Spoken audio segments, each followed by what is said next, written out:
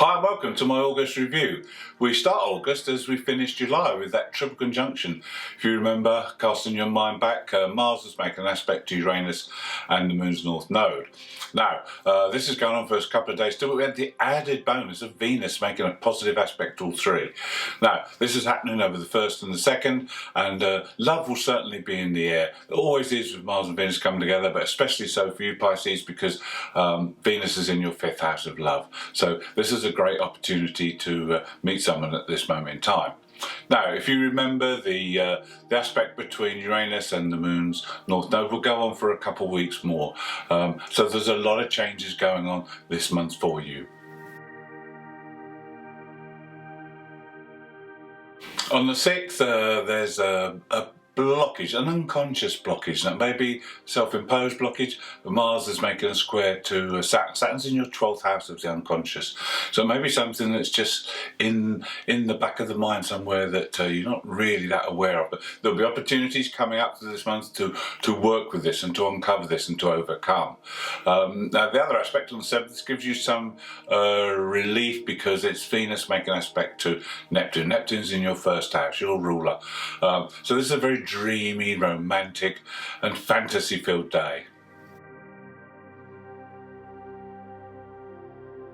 Venus makes a very intense aspect on the 27th before she leaves the 5th house. This is an opposition to Pluto. There's always great desire and great passion when these two come together. Just be aware that also there can be power struggles and control issues as well. And then the other aspect is that the Sun makes an aspect to Chiron. Now Chiron's in that 2nd house. This is a time to shine. It's a time to showcase your talents and abilities, and this could bring you more money and abundance with Chiron being in that 2nd house. Between the 10th and the 12th, the Sun makes a square aspect to Uranus and the Moon's North Node. Now, you can expect the unexpected when there's a square to Uranus, but the thing is, the way to deal with this is to keep making changes continuously. Don't leave things, even if things are going well, you can still make changes, because if you don't, Uranus catches up with you and then forces that change upon you. So this is a good opportunity to make some changes, and also there will be help on the way because we have the North Node. That's our spiritual way forward. So there'll be signs, there'll be people telling you things, and this is a good time to learn new things as well, with them being in the 3rd house. Now the other thing it triggers is the South Node in the 9th house. So remember that you need to spend some time on higher learning and the higher things of life, and also to plan some new adventures going forward. Get the mundane tasks done, but also plan some new adventures. We have Mars making an aspect to your ruler as well in that 1st house, and this is a good time to see the bigger picture, to get an idea of exactly where you are in life at this moment in time. On the 12th we have our full moon. The full moon is in Aquarius, so it's quite detached, it's quite unemotional in many ways. But it's also in your 12th house. This is quite a difficult one for you because you won't really feel much at all. You may want to withdraw. You may not want to be speaking to people because also there's an aspect between Mercury is now in that 7th house with the Black Moon Lilith. So you may not want to hear what people are telling you. So it may be a case of either unconsciously you block things off, or you will retreat and you will just want to be alone with your own thoughts. Now the moon in the 12th house is also about chilling out, about recharging your batteries, because next month the full moon will be in your sign of Pisces. So you need to be ready for a lot more activity at that point. On the 13th we have an aspect between Mars and Pluto, which does allow creative transformation. Now this is good because Pluto's in that 11th house. This is the house of aims and goals for the future. So this is a time when you can review these and to really decide for yourself that you want to go in a certain direction and set those goals solid in your own mind. There's also an aspect between the Sun and Saturn. Now we said earlier but there's opportunities to work with those fears in the 12th house of the unconscious, and this is one of them. When the Sun makes an opposition, you can confront those fears. Whatever they are, they need to come out in the open now. The Sun is in the 6th house, so they could be about health, they could be about work, but whatever the fears are, make sure you confront them face to face, and deal with them. Between the 15th and the 22nd, Mercury makes no less than 5 aspects. Now, Mercury's in your 7th house of others, and in Virgo. So Mercury's at home in Virgo, he rules Virgo, so he's going to be on top form. And with this 7th house influence, you're going to hear a lot from other people. Now, some may be good, some may be not so good. Some you may not want to hear, but there'll be ideas on how you can carry on with this transformation, make changes, because there's aspects to Pluto and Jupiter, also to the North Node, so there'll be signs and messages from people that you need to heed, because this will be good for you going forward. And then also opportunities through Jupiter. The only one you just need to be a little bit aware of is the fact that there's an opposition to Neptune in your 1st house. This could bring up a direct hit on you, so to speak. Someone could say something that's quite cutting and quite hurtful to you, but just try and shield that off and don't take it too personally.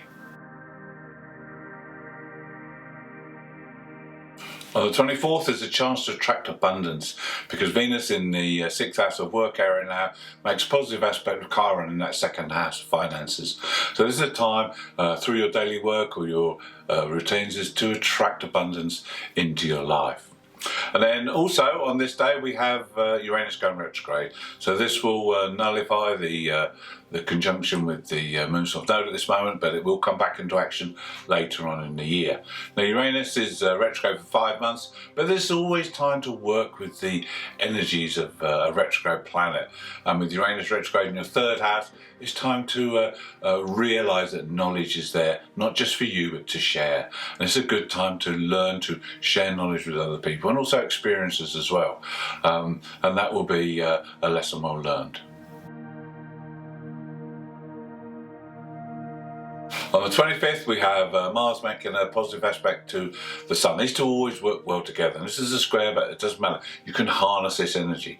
It's not as challenging as other squares because they work very well together. Now, the Sun has now moved into the 7th house, into Virgo. So this is the time to be of service to others. It's the time to work with others. And with Mars now in the 4th house, there's also could be benefits around the home, because you can direct some energy into that area as well. Now, the other aspect we have is Venus making that square to the North Node and Uranus, as the Sun did earlier. This time, it's with Venus, it's a time to engage with others. It's a time, like we said, to share your knowledge with others, but also to gain knowledge and guidance from others. So this is a time when the concentration will shift definitely to working alongside others and enjoying the whole experience.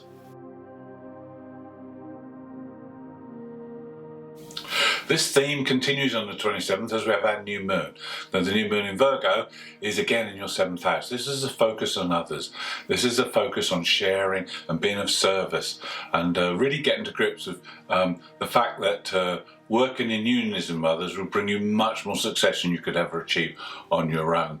Now, the new moon's about starting new projects and new things, so this is a great time to focus now on working again in either a group situation or in a partnership.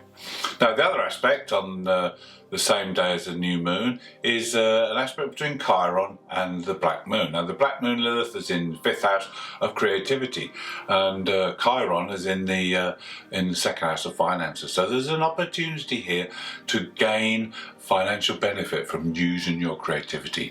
Use it in an exciting new way that you haven't done before, and this could bring great rewards. There's a great finish to the month as we have Venus making an opposition to Saturn on the 28th. And this will enable you again to work with those fears.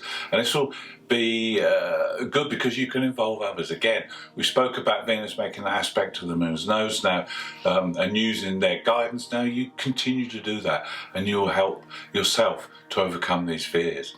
We also have the North Node activated on this day again. So again, it's going to be a time when you'll get help you'll get people telling you, advising you what to do, because you've already asked for this guidance, so it will come freely now. And then the last aspect of the month is another financial gain for you, because we have Jupiter in that second, and there's an aspect from Mars. Now Mars is great because these two again work very well together. It's a positive aspect. Jupiter is opportunity, Mars is initiative. So this is a time to get on, and we said about using your creativity. Maybe put this project into practice and get it to work. Thank you for watching, and I hope you've enjoyed the August review. If you have, please subscribe so you can see more, and if you'd like to leave me a comment, I'd be glad to hear from you.